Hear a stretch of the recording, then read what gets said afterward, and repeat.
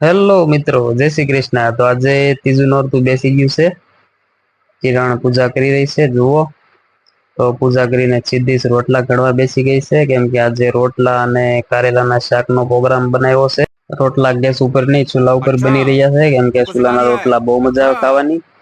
તો રોટલા બની ગયા છે, પછી તો ચાલુ કરી દીધું કારેલા કટિંગ કરવાનું। આપણને તો કારેલા ભાવતા નથી, એટલે આપણે તો ચાલુ કરી દીધું પાઇનેપલ ખાવાનું। કારેલા ठीक है। કટિંગ થઈ ગયા છે, પછી તો એને ચૂલા ઉપર બફાવા માટે મૂકી દીધા। કારેલા બફાય ત્યાં સુધીમાં તો ખીચડી બનાવવાની તૈયારી ચાલુ કરી દીધી।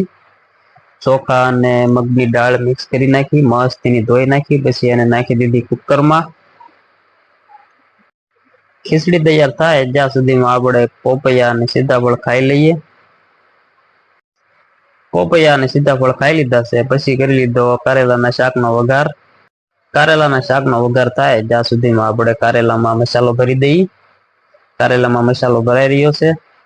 તો ફાઇનલી કારેલાનું શાક થઈ ગયું છે કમ્પ્લીટ। તો કોને કોને મારી જેમ નથી ભાવતું કોમેન્ટ ठीक કરી है। દે, ચાલો।